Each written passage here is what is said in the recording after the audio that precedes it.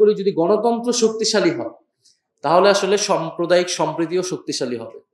আপনি গণতন্ত্র নিশ্চিত না করে আপনি কখনোই সম্প্রীতি নিশ্চিত করতে পারবেন না।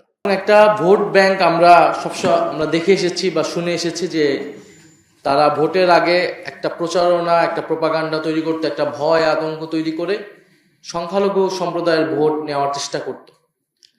তো এই নির্বাচনে আমরা এই কাছাকাছি ধরনের কৌশল আমরা দেখেছি। AKS অর্জন করলো গিনেস ওয়ার্ল্ড রেকর্ডস। AKS সম্প্রদায়কেও যদি দলীয়করণ করে ফেলা হয়, ওই দলের যত অপরাধ অপকর্ম থাকবে সরকারে বা সরকারের বাইরে থাকলেও সেটা কিন্তু সেই কমিউনিটির প্রতিও চলে আসে এবং সমাজে একটা বিভাজন তৈরি করে। ফলে রাজনীতি বা ক্ষমতা, সরকার বা বিরোধী দল সমানভাবেই সকলের সাথে সম্প্রদায়গুলোর যোগাযোগ বা সম্পর্ক থাকা উচিত। একইভাবে রাজনৈতিক দলগুলোর ক্ষেত্রেও আমাদের সবারই উচিত যে বাংলাদেশের সকল সম্প্রদায়, ধর্ম, মতের সাথে যে সমানভাবে সম্পর্ক রাখা, তারা যাতে কোনোভাবেই অনিরাপদ বোধ তাদের ভিতরে না তৈরি হয়। কারণ আমরা দেখছি যে বাংলাদেশে এই পুরো দক্ষিণ এশিয়াতেই, বিশেষত ভারতে যে এই ধরনের সাম্প্রদায়িকতা তৈরি হচ্ছে গত কয়েক বছর ধরেই, এবং সেখানে NRC-CAA আইনের মাধ্যমে নাগরিকত্ব কেড়ে নেওয়া হলো মুসলমানদেরকে, সেখানকার দলিতদের উপর নির্যাতন করা হচ্ছে, খ্রিস্টানদের উপর নির্যাতন করা হচ্ছে, এবং এই পশ্চিমবঙ্গ ইলেকশনে বহু মুসলিমদেরকে ভোট দিতে দেওয়া হয় নাই, এখন তাদেরকে অবৈধ বাংলাদেশি বলে পুশিং করার চেষ্টা করা হচ্ছে। ফলে যখন ভারতে এই অবস্থা, তখন বাংলাদেশের দায়িত্ব হচ্ছে যে সকল আমাদের যে সাম্প্রদায়িক সম্প্রীতি এবং আমাদের যে জাতীয় সংহতি, জাতীয় ঐক্য, এই সম্প্রীতি প্রশ্নে সেই ঐক্যটা বারবার করে জাতিকে মনে করিয়ে দেওয়া, পুরো বিশ্বকে এটা দেখানো, পুরো দক্ষিণ এশিয়াকে দেখানো যে বাংলাদেশ হচ্ছে একটা রোল মডেল, যে বাংলাদেশের সকল সম্প্রদায় আমরা একসাথে ঐক্যবদ্ধভাবে থাকতে পারি। এবং আমাদের যে বিগত ফ্যাসিস্ট সরকার, তাদের যে প্রোপাগান্ডা তারা এখনো এটা প্রচার করে যায়, বা আমরা ইন্ডিয়ান মিডিয়াতেও এটা বিভিন্ন প্রোপাগান্ডা দেখি যে এখানে হিন্দু নির্যাতন হচ্ছে, এখানে হিন্দুরা কোনোভাবেই নিরাপদ থাকবে না, অর্থাৎ একটা কমিউনিটির অভিভাবকত্ব তারা নিতে চায়।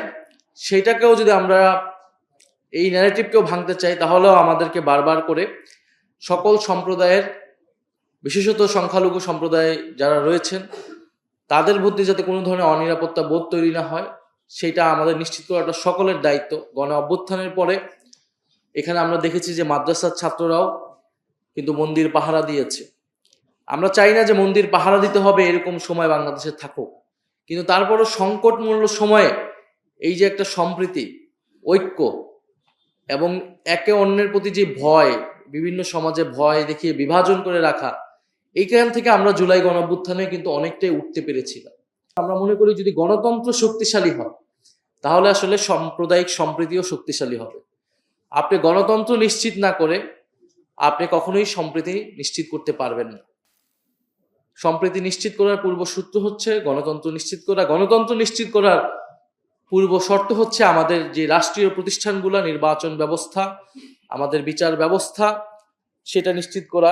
ধরেন যদি উচ্চকক্ষ হয় ভোটের অনুপাতে, সেখানে কিন্তু সকল সম্প্রদায়ের প্রতিনিধিত্ব নিশ্চিত করা আরো বেশি সহজ হবে, যেটা নিম্নকক্ষে হচ্ছে না, কিন্তু সেটা উচ্চকক্ষের মাধ্যমে কিন্তু আমরা সেটা করতে পারবো। ফলে সেই জায়গা থেকে এই সংস্কারগুলোর পক্ষে, এটা কোনো দলের সংস্কার না, দলের লাভের জন্য না, এই সংস্কার হলে বিরোধী দল বা আমরা যে খুব লাভবান হবে এরকম না, এটা দেশের মানুষ লাভবান হবে, রাষ্ট্র লাভবান হবে।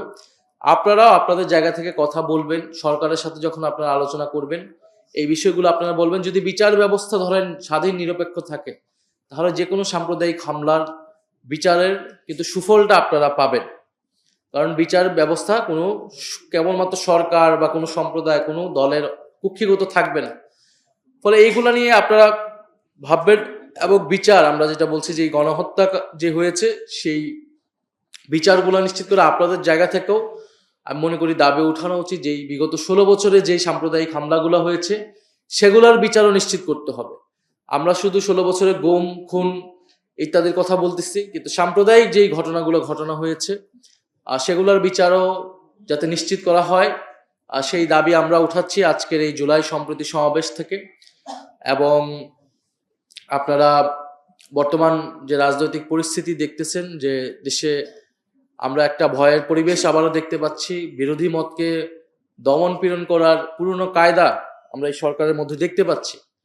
তো আমাদের আহ্বান থাকবে যে দেশের যেই পরিস্থিতি, বর্তমান অর্থনৈতিক পরিস্থিতি, সার্বিক রাজনৈতিক পরিস্থিতি থেকে আমাদের সবারই উচিত ছিল ঐক্যবদ্ধ থাকা। কিন্তু ঐক্যের ভিত্তিটা কি হবে? ঐক্যের ভিত্তিটা আমরা বলেছিলাম যদি সরকার জুলাই সনদ বাস্তবায়ন করে ফেলতো এতদিন, সরকার বিচারের ব্যাপারে যদি সরকার কমিটেড হতো, সরকার যদি গুড গভর্নেন্স নিশ্চিত করতে পারত, আইন শৃঙ্খলার পরিবেশ ঠিক করতে পারত, আমরা কিন্তু সর্বাত্মকভাবে জাতীয় এই প্রশ্নগুলো সরকারকে সহযোগিতা করতে প্রস্তুত ছিল। ফলে এখন আমরা এটাই বলবো, সবার জায়গা থেকেই দায়িত্বশীল আচরণ করা উচিত, কারণ আমাদের জাতীয় ঐক্যের জায়গাটা কিন্তু এখনো প্রয়োজন জুলাই গণ অভ্যুত্থানকে সফল করার জন্যই। আর দেশের যে অর্থনৈতিক রাজনৈতিক সংকট থেকে উত্তরণের জন্য আমাদের এটা প্রয়োজন।